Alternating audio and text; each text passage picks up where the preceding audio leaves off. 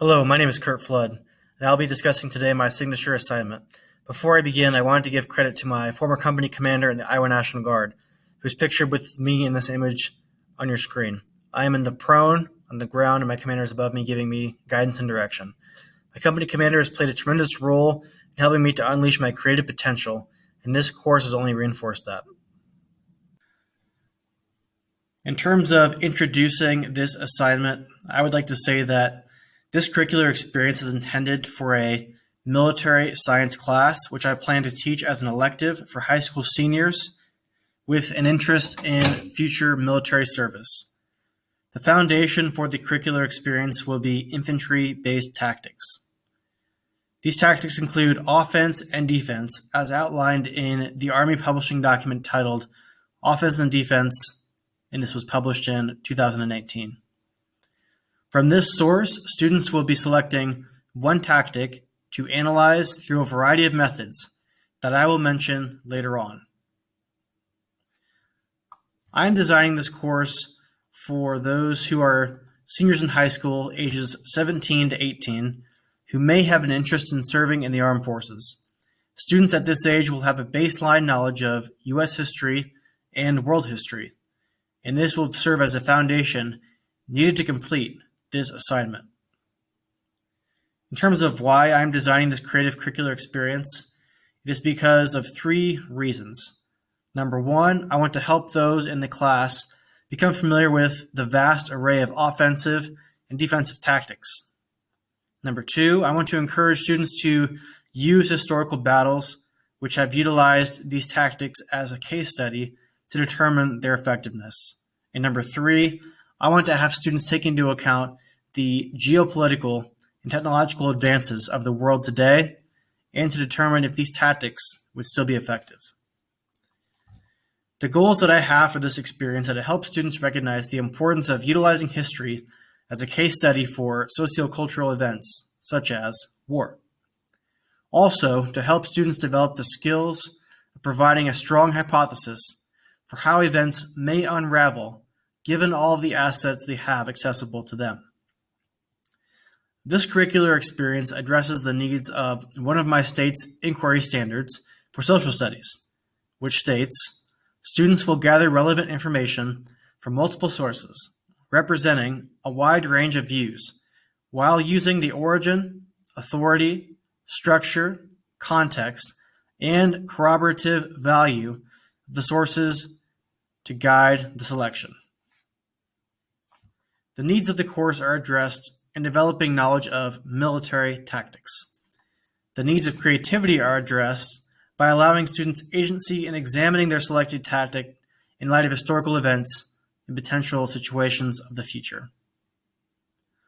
In terms of when I plan to implement this curricular experience, it will be a part of the tactics section of this military science course. Other relevant background or unique contextual information is that the military and geopolitics has shifted dramatically over the past 20 years. The United States has transitioned from conducting counterinsurgency operations, also known as COIN, to preparation for large-scale combat operations, also known as LSCO. LSCO focuses on combating near-peer threats. In other words, enemies that have the same assets as the United States. The battlefield of today encompasses all of the aspects of the modern world. For this reason, students will not just be learning about how to seize a key objective, but also the potential factors that could aid or impede that mission, such as GPS, communication, weapon technology, drones, or many other factors. This is an example of the handout that students will be receiving for their infantry tactic assignment. So students will be given a task listed above. You can hit pause if you'd like to read through it in depth. But essentially, it is explaining all the points that they're going to be going into this assignment. Students will be given the opportunity to select their own tactic and then present in a way that they see fit. They will have to address all the information underneath the presentation section. Finally, students will be given an opportunity to conduct a reflection at the halfway point of their preparation for the presentation. This will be done in the form of an email in which students will respond to the prompts below, and I will then be able to determine how I can help them or what needs to be done in order to get them ready for their presentation. Students will be given an opportunity to conduct a dress rehearsal so that they can get more iterations in to better prepare them for their presentation. And then finally, they will be having a post-presentation discussion. The rubric that the students will be utilizing is listed below. Again, you can hit pause and look through it in a more in-depth manner if you would like. In the far right column, there's another opportunity for teacher notes and feedback. As I mentioned earlier, if you would like to hit pause and look over any of these slides more in depth, you may do that, but I'm just going to be clicking through the key slides of this presentation. So students will begin by giving a definition. They will then illustrate the graphic. Here's another graphic. They will then provide a historical example. Students will then discuss a hypothetical example that is happening today or may happen in the future. They will give their overall opinion of the tactic. And finally, they will be listing their references. I now want to go over the Creative Curricula checklist. Number 1, provide creative opportunities. Students are given many opportunities for personal choice in this project. 2, connect to academic content. This is a part of my tactics section of the military science course. 3, clear criteria for success. A handout outlining the assignment schedule, directions, and the rubric are going to be provided to the students. 4, multiple opportunities for student feedback. 3 opportunities, as previously mentioned, will be given to students for feedback. 5, operations for multiple iterations. This will be done at the dress rehearsal.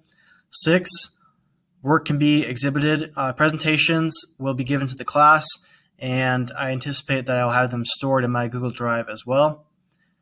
7, focusing on the process. This is going to be the presentation creation process, and this will be reinforcing the key content from class that I want students to learn. And then finally, number 8, informs instruction. Student feedback at the halfway point and their exit interview will help me to inform how I instruct this class. How does this curricular experience that I'm planning connect with the key concepts covered in this course? Key concepts that I believe are covered in this course were autonomy, personal connection, reflection, and courage. Autonomy, within this lesson, I will be giving students the ability to have a lot of autonomy, which is a key element of creativity. Personal connection, because students are given more autonomy, they can then utilize interest in past events and current affairs to structure their assignment as they see fit. Reflection. There are 3 personal reflections that students will be able to participate in, which I have already mentioned.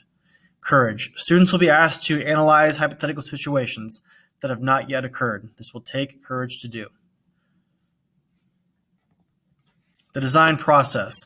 I plan on utilizing the key elements that I just mentioned and then tailoring them to fit the projects that I already have in place for my other classes. Challenges. I have found that the feedback aspect for me is challenging. I've never been the best at working with how a person feels about something, so I plan to couch my feedback questions within the framework of a task that was required. What did I learn about myself throughout this course? I learned that my time as an officer in the National Guard has been a very creative opportunity.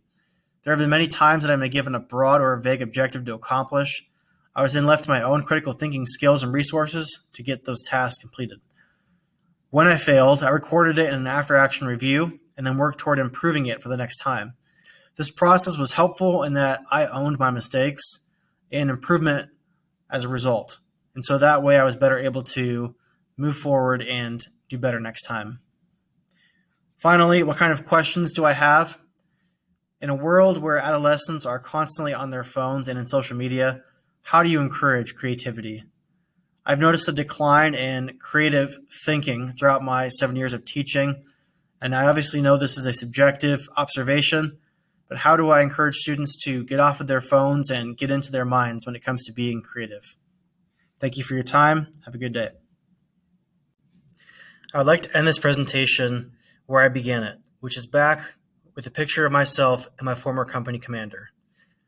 There are many times under his command where I didn't understand or was frustrated by the instructions given to me. I was later to realize that in given the freedom to operate and accomplish tasks as I see fit, my company commander was not leaving me in the lurch, but rather giving me the opportunity to think critically and bravely to accomplish a task and build upon my creative thinking skills. Thank you for paying attention. Have a good day.